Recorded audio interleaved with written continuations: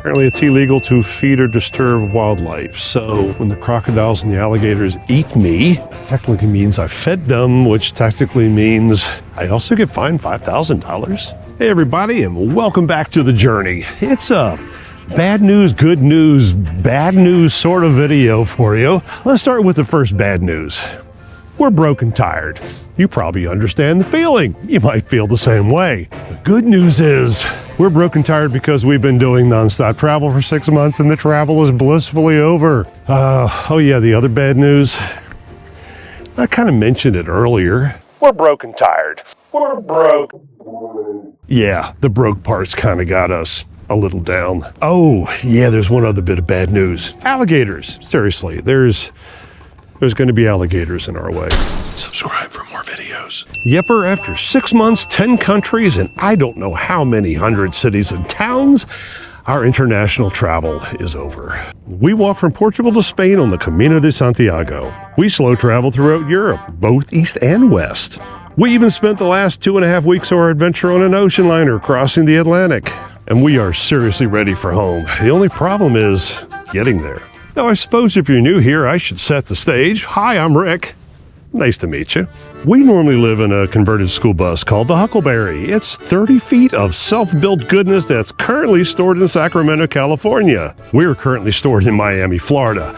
Not the same place. And getting from point A to point B, well, that's where all the problems start. Actually, the problems start right here. This is Shark Valley. It's in the middle of Everglades National Park. And while it does not have sharks, it does have prehistoric creatures with very large teeth, which like to sun themselves right on the pathway of where you're walking. And here's the fun part. We're going looking for them. Seriously, you see, I needed a metaphor, an analogy. I needed a Florida thing to kind of make a point of this whole video, and well, sharp-pointed alligators seem like the best option. But before we get into that alligator search, let's take a little 2-minute recap of the past 6 months just to set the mood. And also because, even though I'm from here, I'm not terribly looking forward to running away from the alligators. Don't ever go swimming in this stuff, trust me. The short version is we parked the bus in California and then we flew here to Miami, packed our backpacks, and flew over to Portugal, where we inappropriately trained for a 200-mile walk to northern Spain. Having survived that, we actually stayed in Spain for a couple more months, just kind of looking for cheap places to live. Having only semi-successfully done that, we moved east into countries such as Croatia, Albania, Turkey, and finally we boarded the MSC Seaside for an 18-day cross-Atlantic cruise back to where we started, which is where we both caught the bubonic plague and the Black Death, and you do what you gotta do to get home. This saved us money somehow. So yep, several weeks into our future, and honestly, we have no idea how many weeks into our future. We are heading back to California. We're going to rescue the bus in Sacramento from its storage location, and honestly, we're a little worried, a little concerned. Not too much, just a little. The old girl hadn't been started in 6 months, and truth be told, I don't know what problems await for us. You see, I knew the builder, the inexperienced, inappropriate builder of our bus. So yeah, maybe we got a little bit of reason to worry. Now, our biggest problem, aside from our bus being 3,000 miles away from where I'm standing, is finances. Yeah, we're going there. I live on Social Security right now. I'm also entering into a big dark tunnel. I live on Social Security, $2,600 a month. That's all the income I have. Well, that and what YouTube pays me. By the way, I can do a whole video on what YouTube pays me. Have you ever seen the things come up and let me tell you how much YouTube paid me in my first month? They pay me about $150 a month, so I'm not counting that as income. I'm living on Social Security. Now, if you want to do a little bit of math, I'm sure you don't, so I'll do it for you. $2,600 a month is the equivalent of living on $16 an hour if you were working full-time. It can be done. It's actually not that horrible if you know how to budget and save expenses, which I don't yet, but I'm working on. My biggest problem, though, is when I divorced my first wife, I had a horrible lawyer. And for some reason, I managed to agree to pay $1,000 a month for the rest of my existence and hers, just because I mentioned I had a horrible lawyer. So that basically means I'm working for $9 or $10 an hour. You can't live on $9 or $10 an hour. So that explains our biggest problem. Now, I could regale you with lots more tales of my, well, incredibly stupid decision-making when it comes to picking first wives. But let's just sort of wrap up with, I didn't plan on this, and that's the hard part. But you remember the old joke about the gods, if you want to make them laugh, tell them your plans? Well, I told them my plans. Okay, I'm going back out to the roadway. Having done this before in many past lives, alligators, crocodiles, they do not sit on this wooden plank. You are perfectly safe here. However, and you will see it in a moment, this path, this is where we're going to find them. Here, little alligator, alligator, come to daddy, little alligator. What in the hell am I asking for? We'll find them soon enough. By the way, if you have never been to the Everglades before, well, this is it. It is. It may. Remember the bubonic plague? It may not be what you're expecting. It is soggy everywhere. There are trees. There are lots of trees, but it is immense. It is huge. And you don't get off the path. Now, the reason we're going to be able to find alligators is, of course, if you'll hark back to your elementary school days, they're cold-blooded. They have to come out to warm up. And they come out onto the path, this roadway bike path. And this is where they sun themselves. Take a look. There's water, path, water. If they come out and decide that this is where they want to sun, how are you going to get around them? That is what we're looking for. We're looking for the almost impassable path to get around an alligator. Okay, but we're here to talk about finances, bus life, all of that other good, happy stuff. The alligator will wait. And I also just realized it's 1,000,000 degrees out here and I didn't bring water. All this water, nothing to drink. Anyway, if you have ever studied a YouTube video, you will know that it follows a story arc. There's the introduction. We've done that. Welcome back to the journey. We discussed the problems. We've done that. It's a bad news, good news, bad news sort of video. And now comes the part where you have the tension, where I discuss many, many options that could possibly solve said problem. And they keep failing and failing and failing until the very end where, ha-ha, glorious resolution, and you go, Rick, you have solved it. I'm not sure we're going to get there, but I do have a couple of options for you. Financial resolution option number 1 is to stop all of this bullshit that I've been doing, quit unconventional living, go back to, I don't know, a small apartment in rural Nebraska somewhere where I eke out my days living off of the scraps of the government, eating cat food from the dollar store, and hopefully one day die blissfully in my sleep. Oh dear God, she's only killed me 12 times already. Okay, it's recording this time. Oh God, are you ready? Yeah, I was ready. Kill me?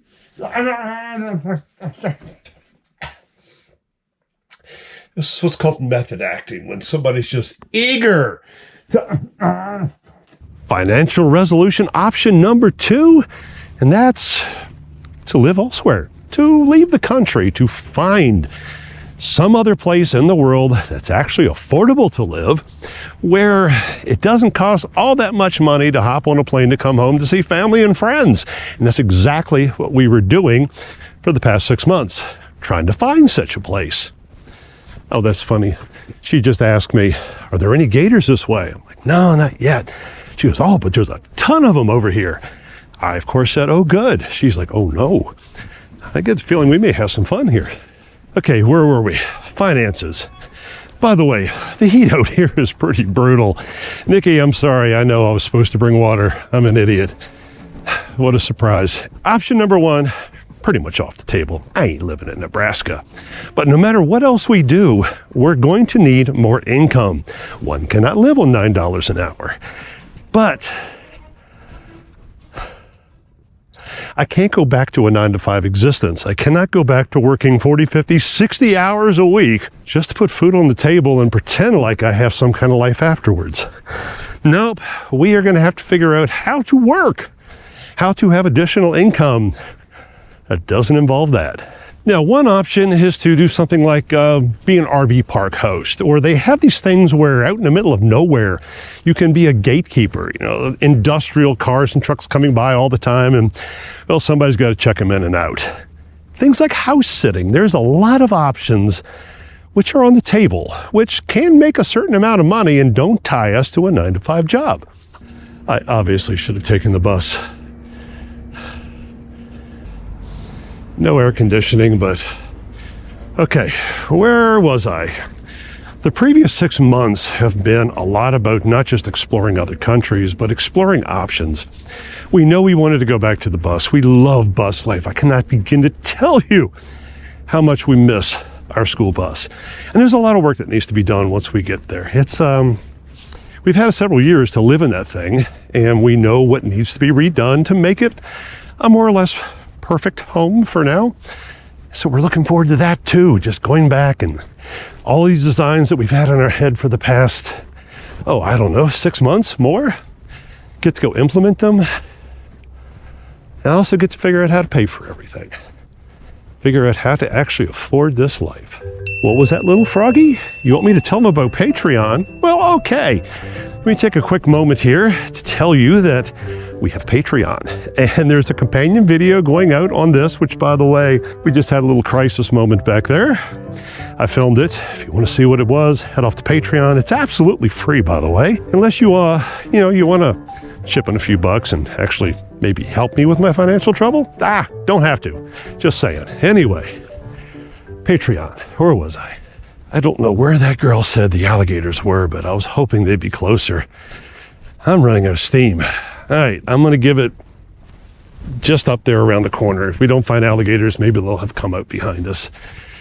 So, it's very hot out here. Potential resolution, financial storage, sorry, problem, the whole thing. Number 3 is a hybrid, and it does not involve Nebraska, by the way. For us, it is going to have to be a combination of living elsewhere and living in the bus. Now, the bus is kind of nice because you can take the bus elsewhere as well. It's kind of a big circular mixed bag of goodness. And that is what we got to figure out how to make work. That's the plan anyway. I'll let you remember that old joke about plans and the gods. You know, sometimes though, you just kind of got to do it and deal with them smiting you later. Hey gods, I got plans. Come get me. Oh, here's a little PSA for you. When you're walking down the middle of a road with water on both sides, walk down the center. The thing that most Floridians know is that you can outrun an alligator or a crocodile as long as they're about 15 feet away from you. They can't get up to speed and keep it up that far.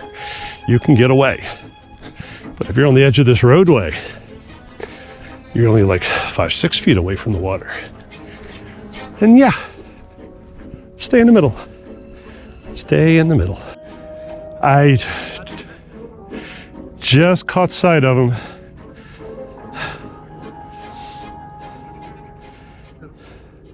You hear it's hard to see these guys.